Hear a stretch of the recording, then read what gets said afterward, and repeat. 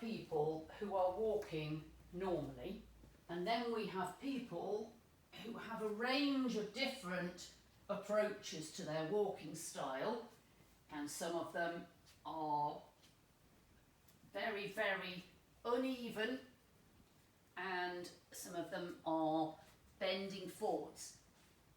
And with all of these things, no bones hold themselves out of alignment of their own volition.